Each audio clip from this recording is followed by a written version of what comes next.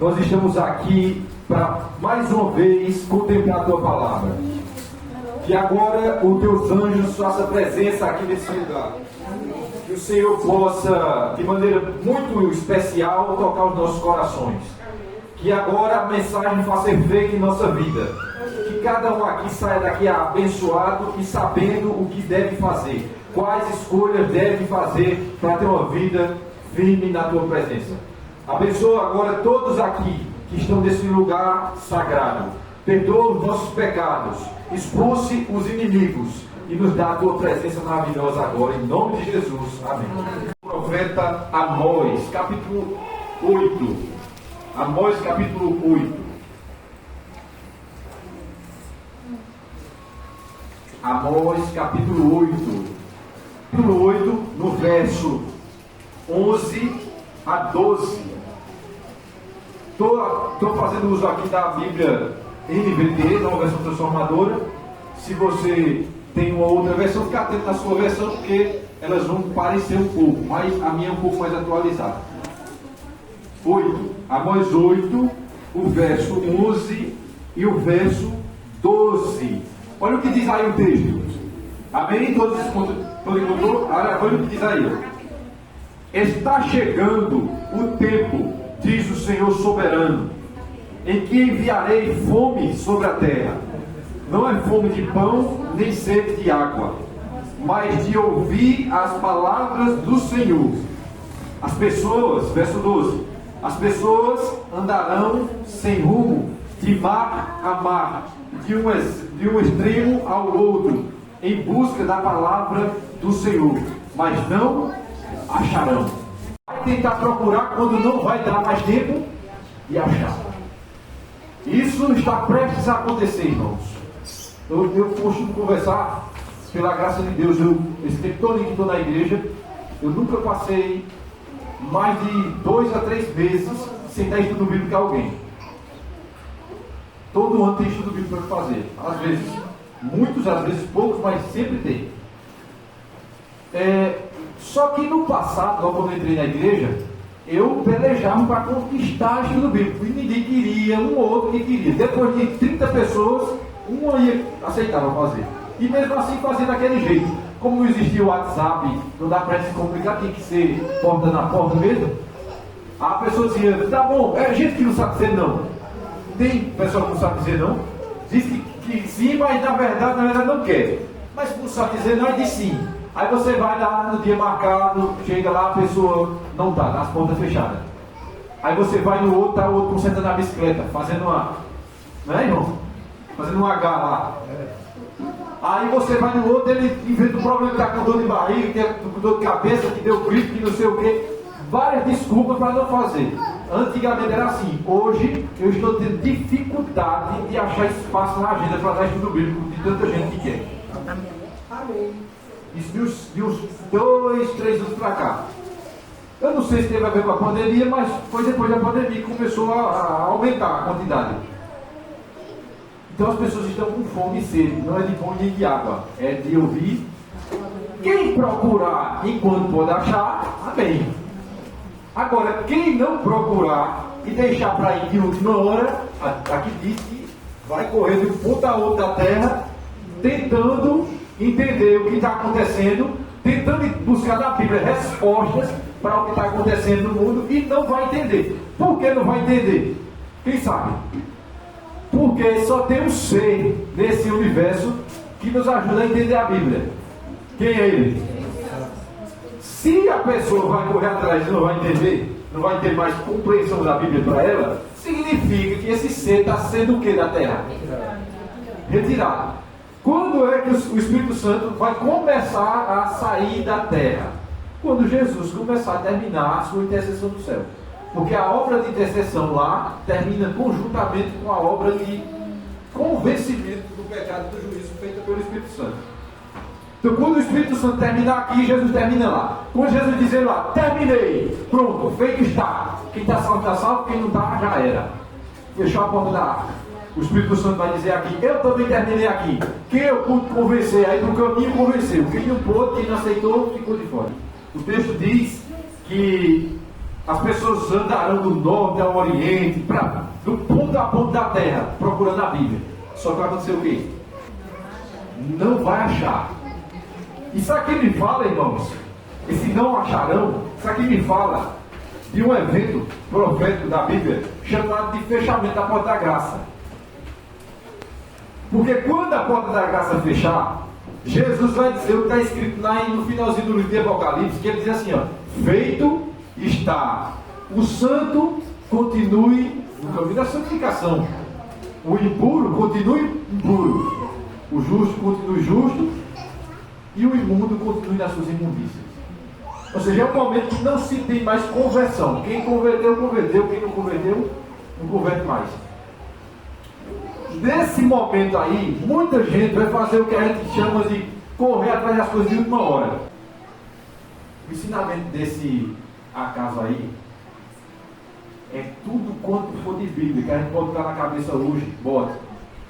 Porque no dia que eu e você for perante os tribunais, as tribunas desse mundo, confessar a nossa fé e o motivo pelo qual a gente não se une com a maioria lá fora, se você gaguejar, se você não souber o que você está dizendo ali, você vai passar por dificuldade.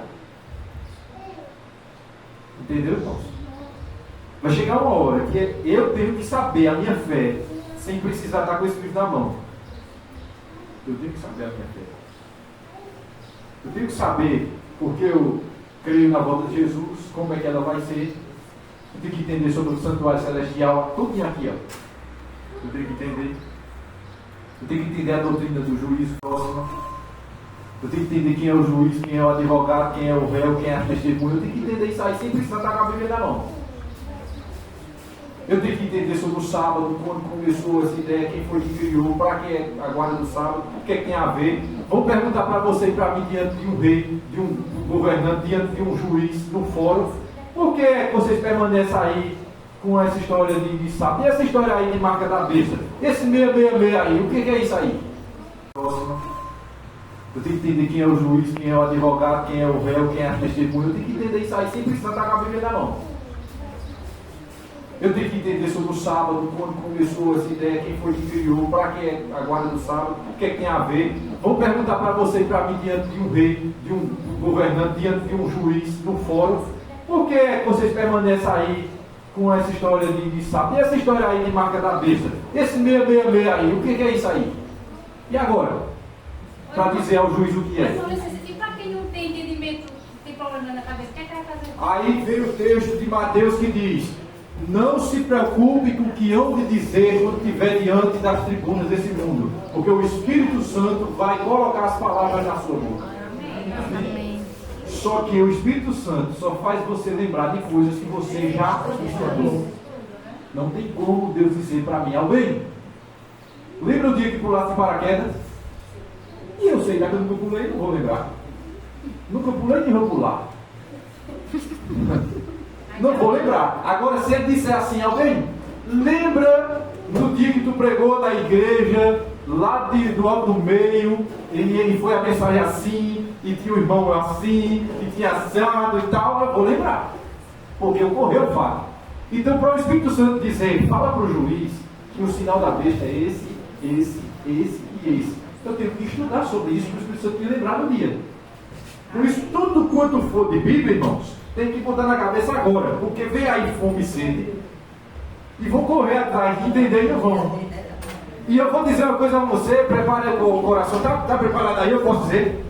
Tem a ver com a gente. Posso dizer sim ou não? Sim. A maioria dos que vão correr atrás, que não vão achar, faz parte da nossa igreja. Tinha escola sabatina, tinha culto jovem, tinha vigília, tinha culto de sábado, tinha na quarta-feira, tinha no domingo, tinha todo o material. Eu já perdi a conta de quantas vezes o pastor veio com material novo de Caruaru para entregar a gente, é ou é? Tudo tinha nas mãos, só que toda vez pega uma revistinha de estudo bíblico, guarda, deixa para lá, depois que a praça fura as coisas todinhas, joga no lixo. Não lê. Bíblia só lê quando está no culto. Em casa, não lê. Termina o sábado, chega o domingo, não lê uma Bíblia. Passa para a segunda, não lê uma Bíblia. Não lê Bíblia, irmãos. Não lê Bíblia. Não assiste Novo Tempo, mas assiste Globo, SBT, Bandeirante, Record e o que vier. Não assiste Novo Tempo. Não assiste o programa Na Mira da Verdade para aprender. Porque toda a resposta que se dá ali aos ouvintes, aos que assistem, os telespectadores, talvez seja pergunta que você mesmo tenha, dúvida que você mesmo tenha. E lá você tem a resposta. Às vezes seu vizinho faz a mesma pergunta para você e por você já ter ouvido a Novo Tempo, a resposta sabe dizer. Mas como é que vai dizer se nem assistir a Novo Tempo, só assiste a Globo? Vai comentar da novela? Aí não assiste Novo Tempo. Não escuta um louvor, porque o louvor também é pregação, não é? O louvor também é pregação, uma música cantada, inspirada pelo Espírito Santo, as palavras que traz ali, cantando, está ensinando a gente. Os salmos é uma forma que os filhos de Israel tinham de memorizar a lei de Deus. Passavam-se no deserto 40 anos peregrinando lá, cantando salmos. Toda vez que eles cantavam aqueles salmos, os salmos que estão na Bíblia da gente, quando eles cantavam a palavra, a lei de Deus ficava onde? Na mente, porque ficava repetindo. Mas a gente não quer ouvir os salmos, não quer ouvir o inário, não quer ouvir o louvor, quer ouvir o quê? Quer ouvir o sertanejo, quer ouvir o forró, quer ouvir o pagode, não é assim? E vai chegar uma hora, mais cedo ou mais tarde, que você abandona a fé, porque não está cheio do Espírito Santo. Entendeu? Porque tem que estar cheio do Espírito Santo. Abre a Bíblia aí, por favor, irmãos. Em 1 Samuel. 1 Samuel. Capítulo 10. Importância. Não tem outra intenção aqui. A intenção é a importância de estudar a Bíblia todo dia. Amém? Amém. Por isso que é bom a gente estar estudando Bíblia. Porque quando a gente está estudando Bíblia, a gente automaticamente está estudando também. E quanto mais você está estudando Bíblia, mais você também aprende. Por isso que é importante se envolver na missão. E deixar de preguiça. Capítulo 10, verso 6 de 1 Samuel diz: nesse momento, o Espírito do Senhor virá poderosamente sobre você, e você profetizará com eles. Será transformado numa pessoa diferente. Aí vai dizer, será transformado em um novo homem, em um outro homem. Irmãos, só tem como a gente passar pela experiência da transformação, da conversão, da mudança de caráter, da preparação, da santificação para a volta de Jesus. Só tem como se a gente buscar a palavra de Deus e através da comunhão diária com ela, receber o batismo do Espírito Santo. E quando o Espírito Santo vem, transforma a gente numa nova criatura, numa nova pessoa.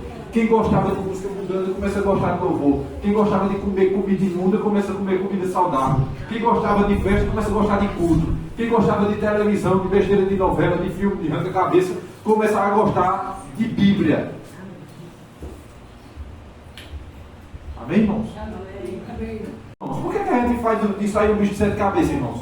Porque a gente fica dando dificuldade. Jesus disse assim, Mateus 24, 14: quando esse evangelho for pregado em todas as nações, a testemunho de todos os povos, virá o fim. Jesus só volta quando eu e você se levantar para fazer o que a gente precisa fazer. E quando a gente ficar deixando para o outro fazer, Jesus não volta. Aí a gente tem que comer bronca aí. Calor, incêndio, enchente, terremoto, roubo, assassinato, problema de um lado, problema de outro, Satanás em cima, perturbando, gente passando mal, doença vindo, coronavírus, corona sei lá do que, 19, 18, 30, e por aí vai, e a gente morrendo, e é problema, e é problema, e é problema, e é problema.